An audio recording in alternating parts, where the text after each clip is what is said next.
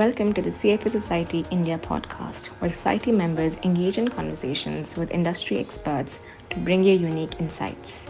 This podcast represents the views and opinions of the originally featured speaker and is posted with their express consent. The podcast is meant for educational purposes only. It should not be construed as research, recommendation, solicitation, or investment advice by CFA Society India. This episode is from the CFA Society India archives. Now, let's dive into today's episode. My name is Saurabh Singh, as has already been stated, and I thank you all for letting me in this forum. Even though I've never physically attended this forum, I have been a big fan of the archives, and if you ask anybody in my team, I have regularly recommended a number of these for them for understanding, and for myself also for understanding how investing should be done. So in this context, when I first got a phone call that I would be moderating a session for Sandeep Kothari, who's an investor I revere, it was a no-brainer. Now, there was one problem. The problem was not of pollution. I'm a Delhi boy, so I'm quite comfortable with pollution. The problem was, ever since I moved into entrepreneurship about 8 months ago, I've never really worn a suit. And that, if you combine it with my expanding waistline, which the more discerning out of you would have noticed, was a complex problem. Thankfully, I've somehow managed it, and Jitendra helped out by keeping the session before lunch. So thanks a lot for that, Jitendra. Now let's get on to the good part, which is Sandeep. Now, Sandeep Kothari does not need an introduction. His body of work talks for itself. But in the interest of tradition, I will introduce him. Sandeep has an illustrious 26-year career in financial markets, out of which a majority has been in Fidelity. Now, Fidelity, for the uninitiated, is one of the larger global funds and has a deep research methodology. Sandeep initially joined Fidelity as a metal, mining, steel, and healthcare specialist based out of Hong Kong, and subsequently, he moved from there to head the India office and manage money. During his time with Fidelity, he was awarded the Fund Manager of the Year award by Business Standard in 2007. Now, in early 2020, Sandeep set up East Lane Capital, which he built on the ethos of long-term fundamental investing, being selective and only onboarding clients who are in sync with the fund philosophy, and also having his own skin in the game.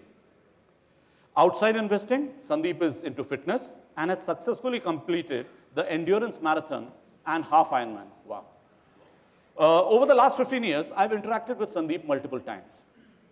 There are many words that I've associated with him: brilliant, modest, diligent, patient, analytical, etc. But one ability that is truly unique to him is his ability to simplify complex things and put it clearly. This is the topic that Sandeep would be talking today. Sandeep. Thanks a lot, Sandeep, for your session. Let me start the Q&A with something which I've been discussing half of yesterday. So, your framework, does it just work for value but for growth companies too? Because especially the growth companies right now, as the entire Gurgaon is, are suffering with having really grown in the pure bull market and now not able to come in terms with valuation. So, growth is part of value. Again, this question came up in the first session also, and I strongly believe growth is part of value. Value is you're trying to discount the profits back or trying to think about profits, and growth is as important, and I consider myself as more growth. You are in an emerging market like India. Growth is what you are sort of looking for. You're not really looking for deep value. It won't exist because everything is underpenetrated. So growth is what you have to focus on. And again, growth, value, these are definitions. You have to find the right business and see whether you're paying a fair price for it. I think it's confusing to try to bucket things into things. It's the same thing. It's like 3 years back, Sequoia was the poster child, and Berkshire was not doing well. 3 years later, Berkshire has again become so good, and Sequoia is sort of blowing up. So there's like cycles, but I think.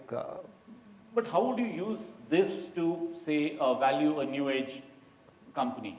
How would the structure? So I'm not a venture capitalist, but having read a lot of those guys and what they have got it right and looking at history of some of those, there's no balance sheet to look back. There's no cash flows. They bet on the market and the management team, and then serendipity because the businesses pivot. And they are successful. It's not that they have not made money. They make a lot of money. So that's a framework to work with.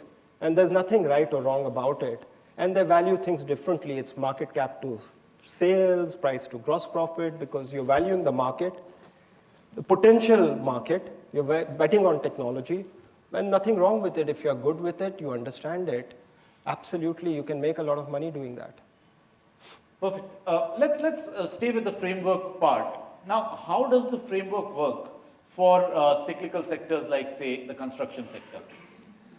So I started my journey at Fidelity as a regional steel metals mining analyst in 2002. And after 20 years of downturn, the metal sector was just taking off, and it was a great learning. So steel companies which were trading between 0.2 to 0.6 times POSCO, I remember so clearly. So I was told that it's 0.2, 0.3 it goes, you buy it, 0.6 you sell it, and it shot through to 2 times book. And wow, China happened then. And then it has again come back. So the fundamentals of the business caught on. So when you think about cyclical businesses, the price you pay becomes a very, very important element because the profits kind of mean reward. But within a cyclical business, you can get growth. So Shree Cement example in India, cement is a cyclical business, but it got traded as a consumer company because they were the cost leaders, capital allocation was good. It could happen with some steel businesses. So, but the price discipline, what you pay, becomes extremely important because the profits can kind of disappear, demand, supply, all of those things matter. So it's again a framework to work with, and there could be growth within the cyclicality, but understanding the cycle and how much you're paying for that cycle becomes very, very important. Perfect. Now, one of the questions that's been discussed in this forum before has been on PSUs. Now, how would you think of investing in PSUs versus the private sector? How would you look at PSUs? So it goes back to the management, the intent. What is the intent? Is it for the minorities or it is for, because the taxpayers are the large shareholders, so is it for the public in general? And then comes the capital allocation. One thing sure about the PSU companies is that they can't fire employees, so the wage bill compounds at between 8 to 12%. If they can't keep up with revenues, over a long period, wages will be higher than the revenues. We have seen a lot of these examples, but there are some good PSUs also. So again, bucketing yourself that I will do this or I won't do this is wrong, I think, whatever you're good at. If you can't do it, avoid it because you got to fish in the pond where there are more fishes, and you know how to fish there, I would say, is more important than anything. We've got an interesting question by Pawan Arora. How have you used profitability CAGR vis-a-vis market cap CAGR as an investment matrix? If yes, how would you use it to time an investment? An example as well too. So I constantly use that. So the way I would think about it is that, let's take an example, again, not a recommendation. So you look at a company, let's not look at a very small company. Let's look at SBI Cards, it's earning 1,600 crores. Or HDFC Mutual Fund, or any business.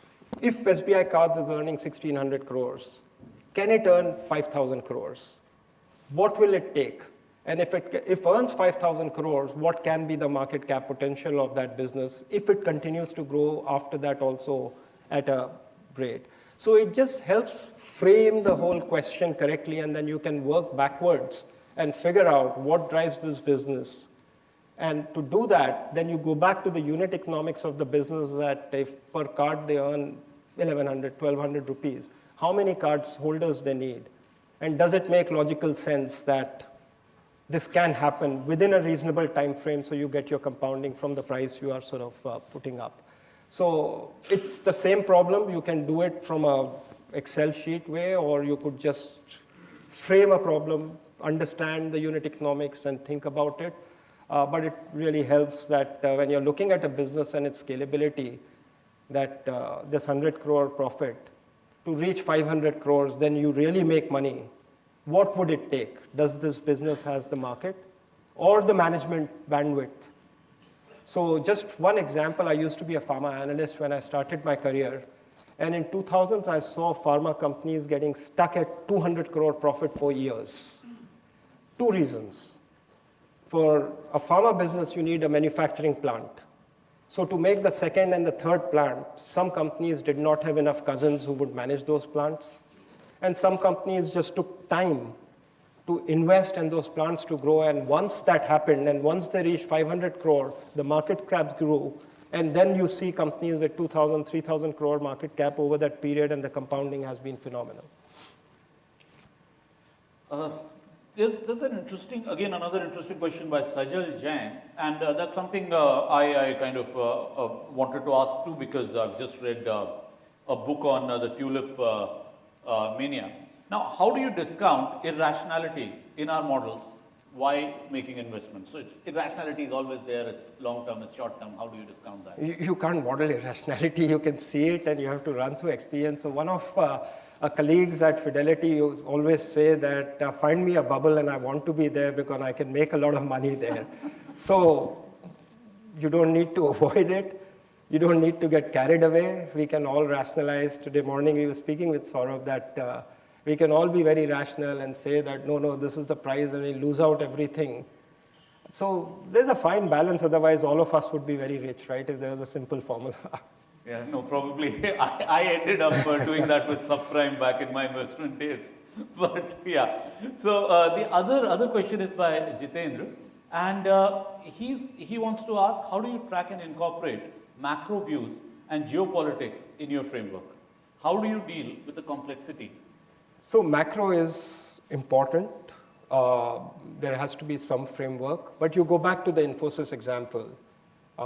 Asian financial crisis, world was coming to an end. It just continued. So what you can control is most important. So, analyzing one business, one industry, understanding that management is tough, figuring out what Putin is going to do and how Biden is going to react, how much time you want to waste on it and how much time you want to sort of, get transfixed to CNBC. What outcome will be there? It is important. So from an emerging market perspective, just knowing the deficit, current account, very good indicators I use that once they start moving up, you know that some accidents can happen, but how long would it take, not take? It's just something to keep in your sort of background, but focus on businesses because not an economist and macro. They are very successful macro investors as well. Not that it's not doable. What game you want to play, you have to decide, and then the time frame and how you want to play it. But is it also something that you incorporate in the margin of safety when you're looking at a particular... Very difficult. You can say that the discount rate has moved up, so PEs have to come down, but for 5 years people made that argument, and it's a fine art. You got to sense it and you figure it out, but you got to stick to the good managements and profits because that's more forecastable and something you can fall back upon. Talking about valuation, I think Ramneek has a question which is similar to, in line to what we're discussing, which is we've seen robust companies, but also trading at steep valuation. How does a practitioner like you gauge what is baked in the price already and how much value is yet to be uncovered? So that's a tough one. Why I say that?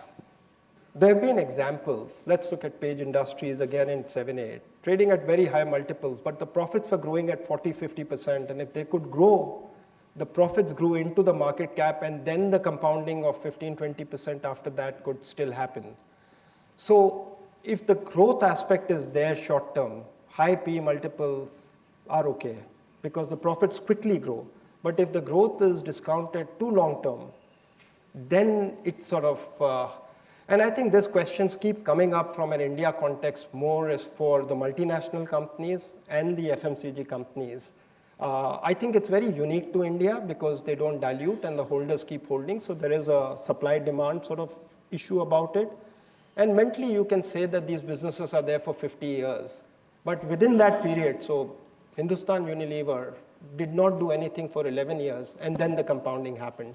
So profits ultimately grow into the market cap, but there are certain unique sort of things where, again, in 2000, Glaxo was trading at 70 times.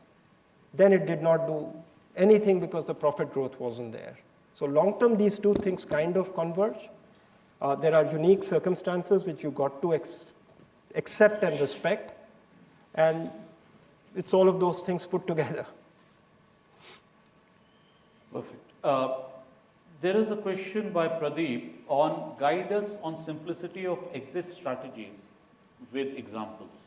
It's been a tough one. So cyclical businesses is very, very simple. You know that this is what you want to pay, and then the cycle goes up. So you got to always think when you sell something or at the price you want to sell something, somebody has to buy it from you. So leave enough for that person that he sees something in it. Otherwise, why the hell would he buy it from you? It's the marginal buyer or seller which determines the price. The tough part is good businesses which can sort of stagnate for some time. Do you exit and you enter, or you wait for compounding? And that's really the tough question. And it depends on your time horizon, what your mentality is, what kind of capital you are sort of managing. Will that be patient enough or no? But that's really a tough one. I would tend towards owning it through the cycle because it's very difficult to sell something and buy it more expensive. Because if it falls, it will fall for a reason. It's not going to fall because you need to buy it back.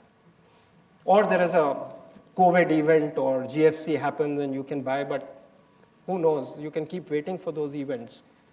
And the compounding has already sort of, got to. So I would tend to hold, and in cyclical businesses, I would tend to just sort of happy to let go of the returns which could be. Thanks. The other question is from Keyur. And it's something actually which is interesting because you could probably in some way answer it because you've both been a professional money manager and an entrepreneur, which is that is equal weight Nifty 100 investing solution for value, growth, active investment, management integrity, etc.? So no, it's bad for my business. It's not. But I think active management has a role to play. But if more people, so there is one sort of thought out there that more passives and more quant comes, value investing will die because what they are looking for, and if they come with a wall of money, what are you going to do? Is the index changes which will drive stocks for number of years till it comes back, because ultimately value and profits will converge. So let's see how it plays out. I firmly believe active management has a role. You got to pick the right managements. Otherwise, you could have a lot of bad companies out there in the index. And in the world of ESG, but you are an index investor, you will own everything. I think active investing will continue to be there. The next one is a question by Deepak, and Deepak, that's an argument I always had with my team. As a broker, we always do that, which is any annual report you read, they talk about the penetration being less as compared to the US. How much is this statistic important? How would we be sure that we will reach those penetration levels? And every broker report has it too, which is...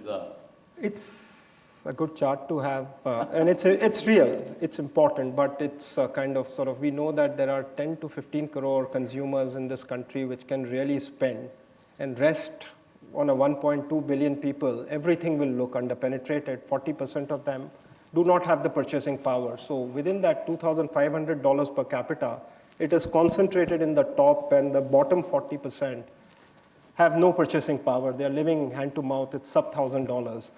So these are good charts to have, but at the end of the day, when you're putting your money to work, you got to be real about it.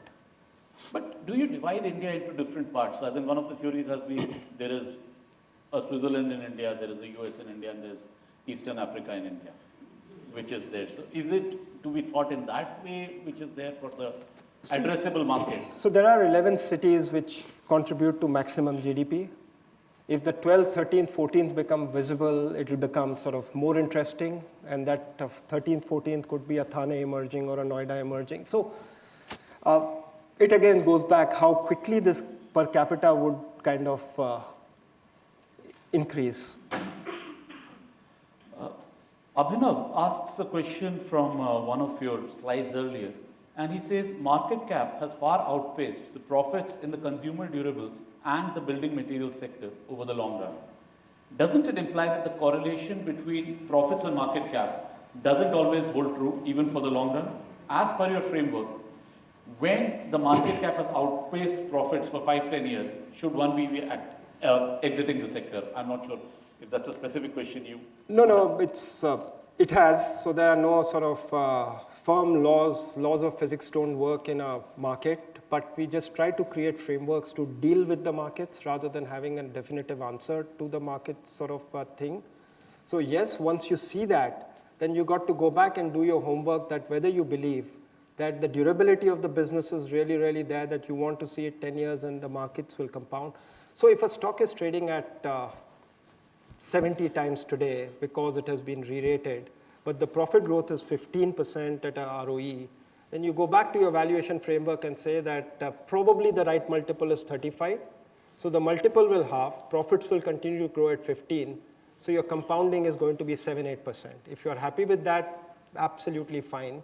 Or the profits can grow at 40% and 70 is not 70. You got to figure out, we have to do some work to figure it out. The next question is by Kunal. How do you build a portfolio with proven good businesses and potential good businesses? What is your likely allocation between businesses which are proven and good and potential? So proven and good businesses, everything gets reflected in the price very quickly. So you got to stretch your time frame and believe. So let's look at an example of DMart.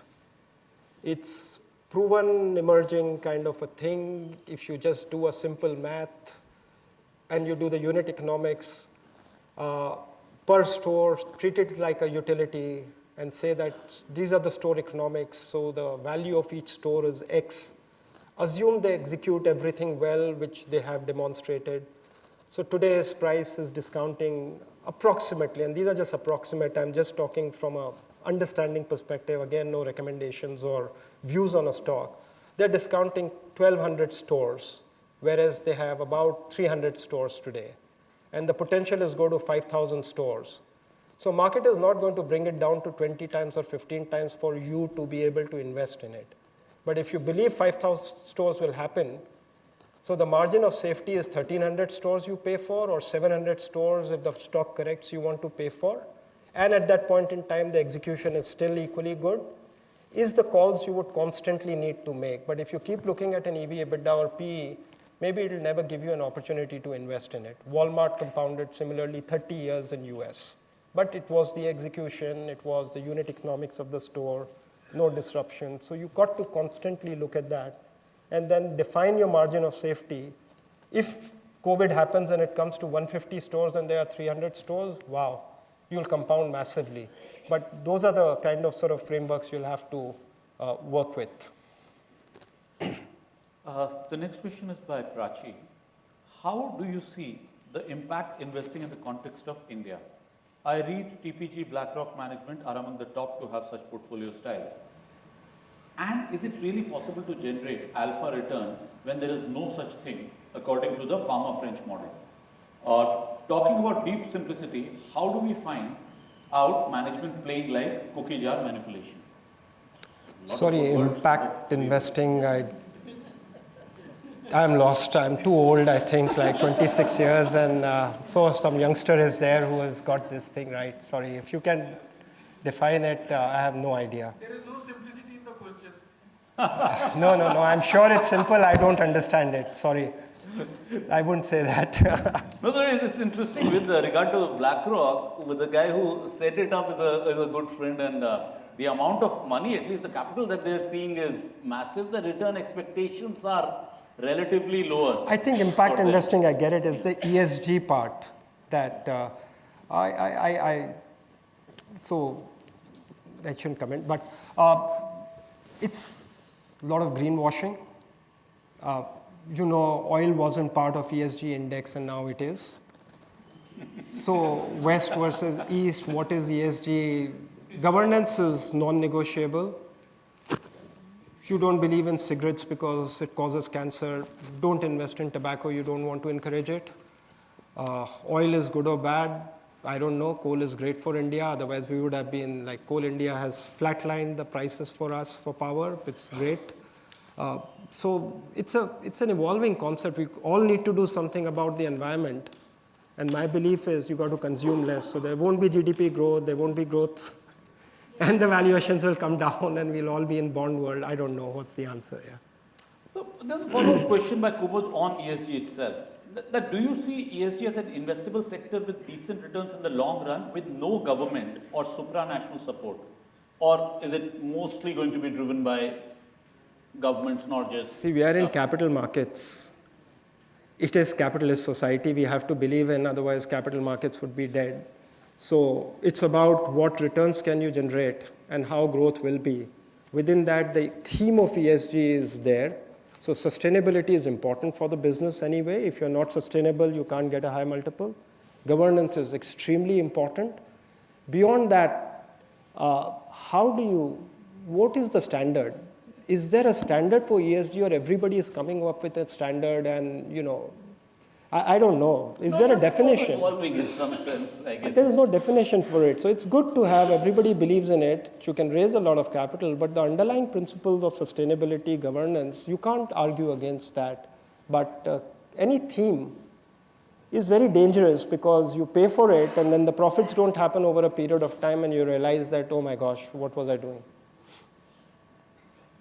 Deepak has an interesting question. How do you manage your urge to do something with a lot of excitement in the market? So I go for a long run in the morning.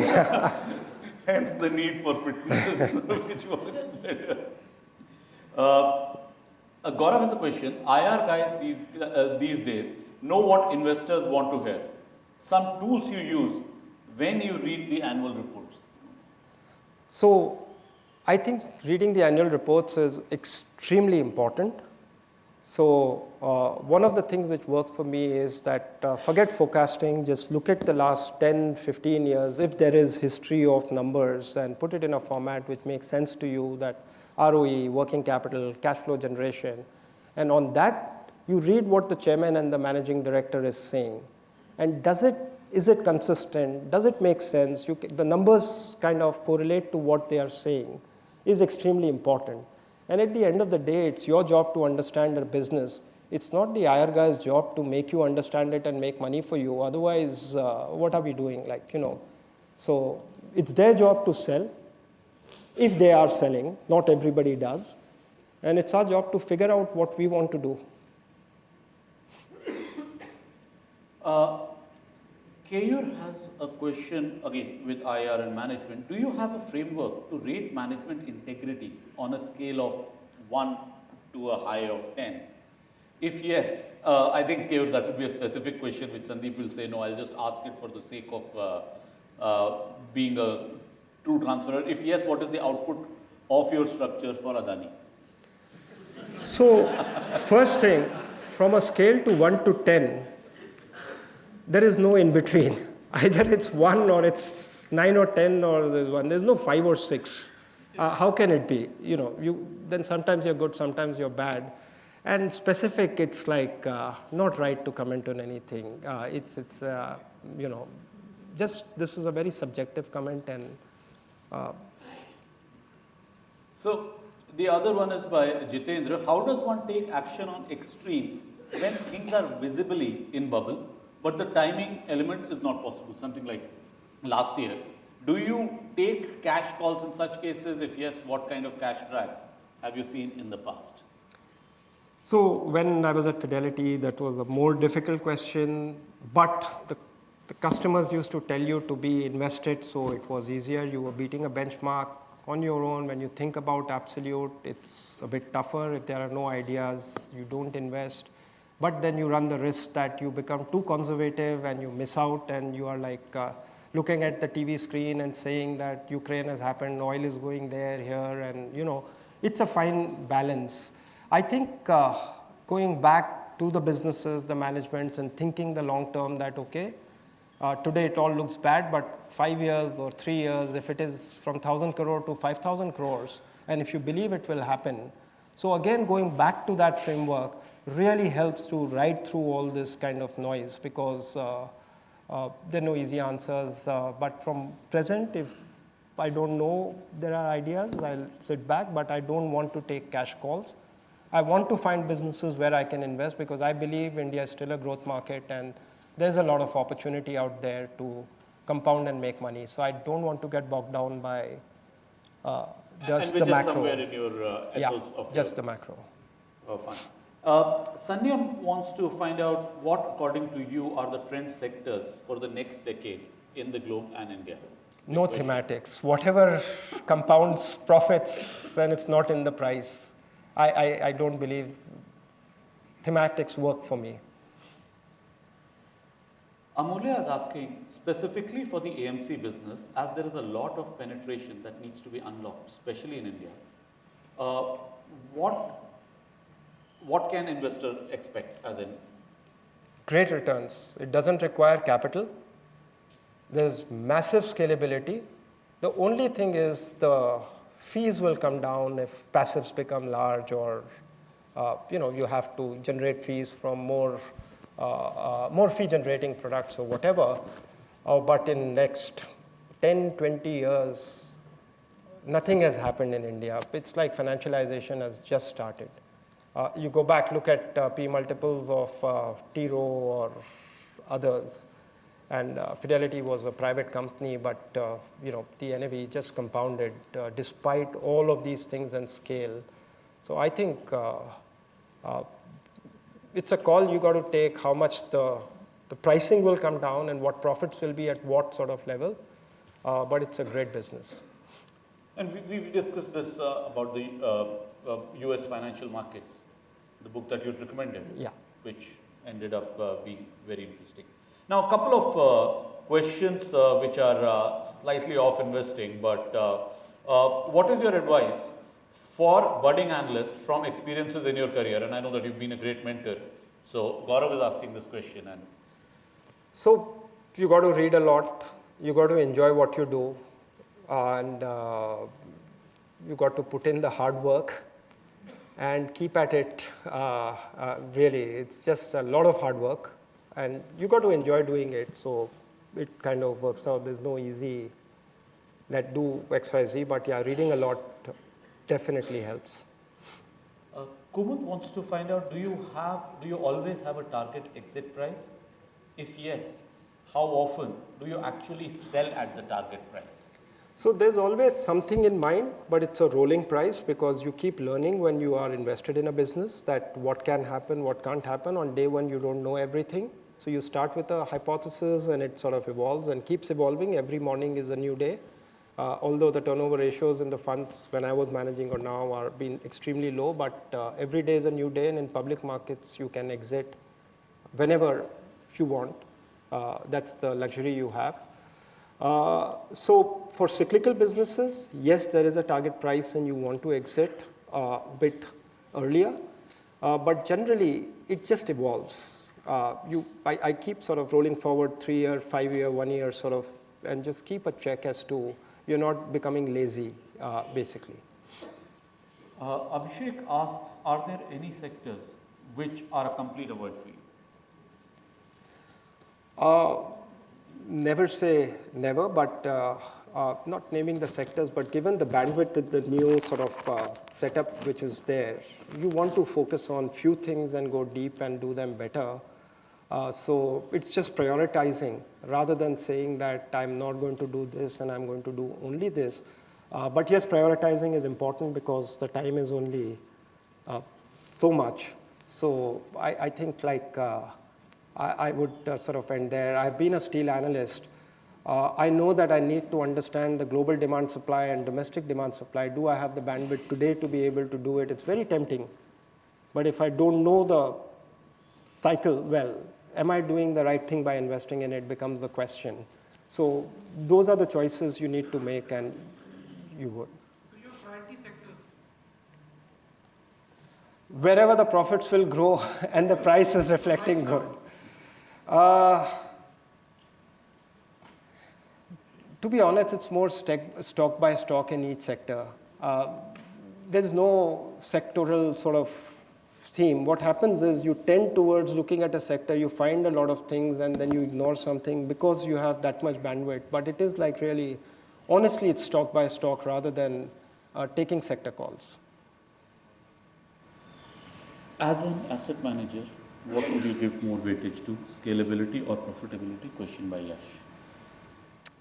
Both are important. If profits are there and they don't grow, the business gets derated.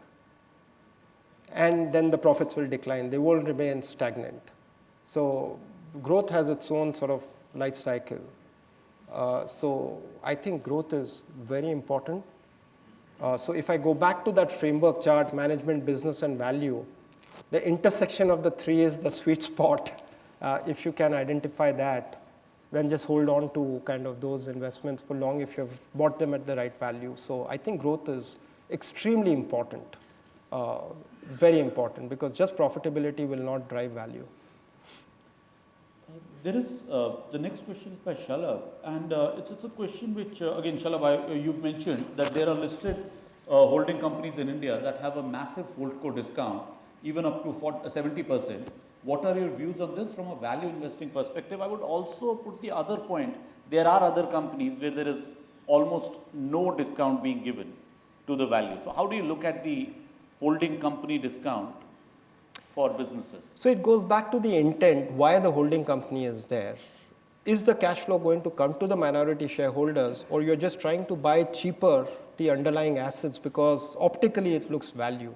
If that cash is not going to come to you and it is to control the rest of the businesses, it's like in point in time. So the sum of parts works in bull markets, and when the markets turn, very quickly markets just puts the parts together and say this is the profit.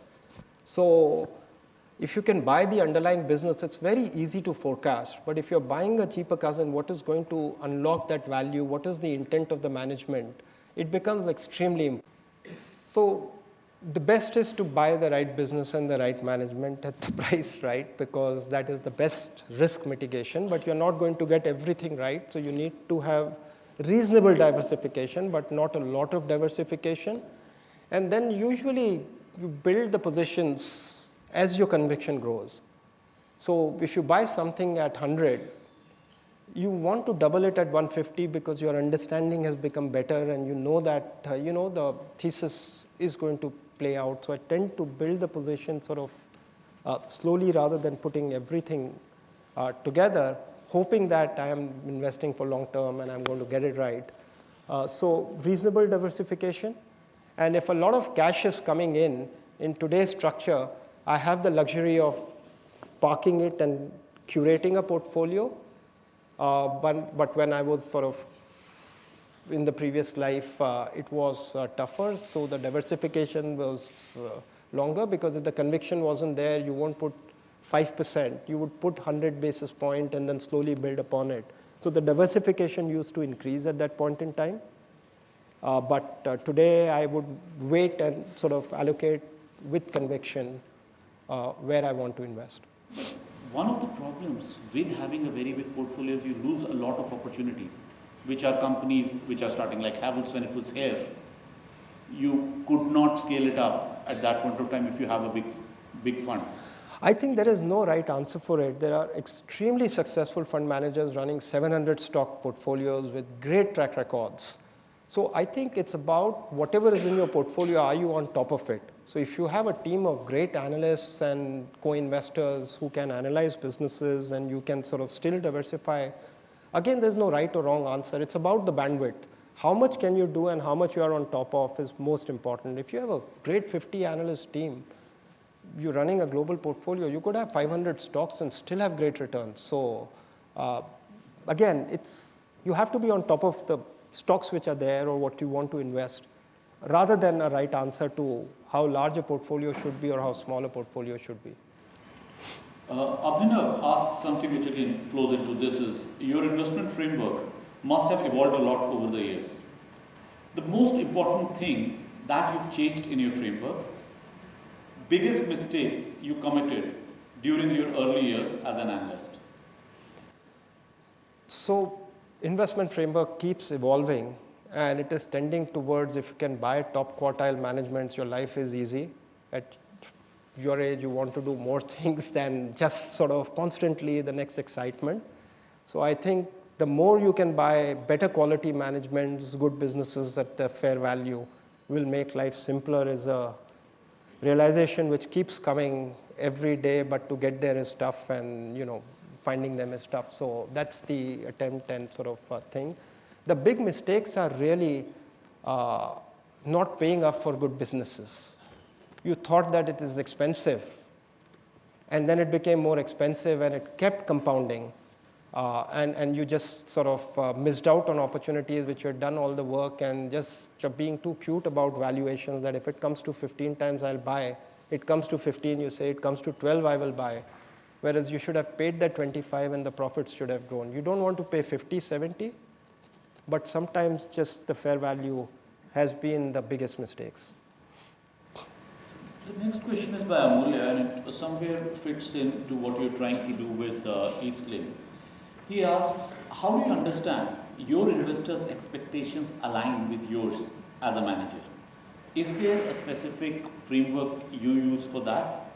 Also, what part emotional intelligence plays in asset management business with your clients? So I've been very fortunate that it's a small set of clients now. And I was very fortunate that Fidelity understood investments extremely well, and they let you be. And they really focused on your performance on long term to compensate you or whatever. So it was like working with great people, learning a lot, and the right investment frameworks could evolve. Today, the luxury is that you tell them that whoever were sort of giving you money, it's a very small set of clients that you're choosing and picking, that they understand what you're doing. It's for long term. You could go wrong. You don't want to take all money. You don't want to grow immediately. It's a long-term game. So given the 26 years and some goodwill, that luxury is there. So I'm very fortunate about that as of today. But if 2 years performance doesn't happen and they run out, I don't know if I'll change my views. But today, that luxury is there. Now, there is a hypothetical question. Suppose you invest in a company which is quite profitable, but the stock is quite undervalued. This stock doesn't increase in value for a period of, say, 1-2 years. And it might be possible that due to some event, the company becomes unprofitable. Is there a time frame or particular indicator which you should take an exit? It's very hypothetical, so you... Yeah. You got to check your investment thesis every day, in fact. In the sense, you're not trading every day. But if the business model is breaking down or the thesis is breaking down, then the time frame doesn't matter. You remain invested if you believe in the thesis. You're always making a hypothesis and you're testing it out in the market. And if you believe what you're doing is right and the profits and the returns are there, ultimately market will reward it. You got to keep checking, because the market wisdom is always right, because if the stock price is not working in favor, you got to go back and check your thesis, that what you are thinking is right or not. Because sometimes what you think, maybe you have got it wrong. So you got to be sort of open to acknowledging that, and then if the thesis is not there, get out. But if you're very convinced, you would hold on, and it will play out, hopefully. This is some question which I have never asked you actually. What is your take on technical analysis? You could have asked this question. No, it works. It works. Technical analysis works. Macro investing works. Everything works. But you got to figure out what's right for you. I don't understand technical analysis, but yeah, when you're invested in a stock, the stock price movement tells you that something is right or something wrong for a period of time, and you go back and check your thesis.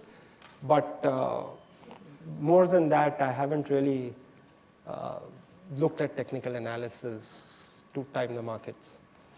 Shivang has a question on a sector. What are your thoughts on commodity chemical companies having decent and stable EBITDA margins over the long run?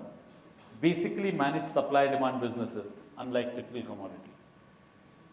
So If it is a commodity company, it will not have a decent EBITDA margin over a long period of time. It will be cyclical. So what part of the cycle you are in, you just need to figure it out. And if the cycle will get elongated, you will still make money. But each chemical is different. You cannot sort of take a broad brush and say, so X chemicals demand supply is different, Y is different, and Z is different. So you will need to do the demand supply work and see where you are in the cycle. China plus one saying just won't work. Short term it may, but you'll have to figure out what's the demand supply and what's the pricing cycle. But in a sense, Sandeep, I think when he says specialty chemical, he's meeting, then I remember... all of these chemicals, yeah. Specialty or commodity, all of these put together, there is a growth opportunity, there is a skill set in India, but you have to figure out where are you in the price cycle and what is discounted. And if you believe over the next 5 years, the capacities can be large and this margin and profits can sustain, and it's not in the price, absolutely it will work out. But you'll need to figure out which chemicals and where are we in the cycle. How big is the investment universe with your set of constraints in India? This is a question by Shivani. So we are a team of 4, including myself, so we are trying to get to 50 to 60 companies which we understand very well, and then we'll keep iterating, 20 coming in, going out. There's no hard and fast rule because you got to allocate the bandwidth right. And within that, then it's a 20, 25 stock portfolio which we'll try to build out. So it's a constant process, but whatever is the bandwidth you need to focus on, sort of allocate it right, that's the attempt right now. Sandeep, you've worked with Infidelity and otherwise you've worked with some of the best brains across the world. According to you, who are some of the people / thought leaders / investors who you look up to for guidance, process and framework, and which are some of the books that you would recommend people to read? So I've been very, very fortunate both locally and working with Fidelity to work with some really, really legendary kind of investors. There's a long list of people with whose association I have kind of benefited and learned. And one thing in common was that they were extremely hardworking. Some of the best superstars at Fidelity, we as analysts, when we used to go to meetings with them, they would have outworked you. Every meeting they would be prepared, so professional. And I think that was the biggest takeaway, that to remain that good for long periods of time, the discipline and hard work was just amazing. The understanding and the reading they used to do before going into a meeting of a company was just like phenomenally good. There's a long list of people, association, Any names that you would give so that people could quite a few names, yeah, quite a few names. So I was very fortunate. All the star investors in Fidelity had opportunity to work with them, go for company meetings with them, learn, observe, had an opportunity to interact and ask like, this is not working, what to do. So extremely fortunate to have gotten that opportunity, honestly. And in terms of books, any books that you would recommend for the audience here and otherwise? I'll share a list. Off the top of the mind, always what you're reading right now comes up. So that looks like the best book, but you keep rereading, rereading, and you get more out of a good book when you read the second time.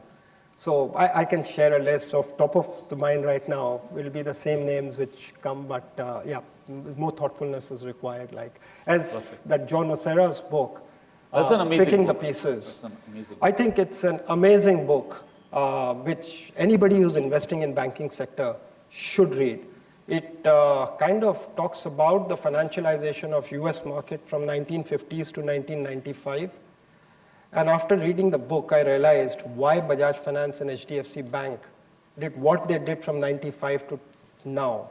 Because just that retail DNA or whatever, it's like the whole perspective on the sector changed. So that's one of the books. No, and it's a rare book, but worth it. It takes a month to come. Has to kind of read that book.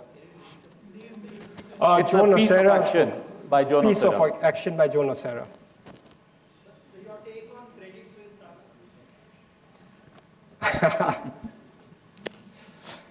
I have no idea. We'll move on to the IT service sector. The last 2 or 3 decades have been fabulous for IT services sector. What is your view on the sector for the coming decade, asked by Prankul.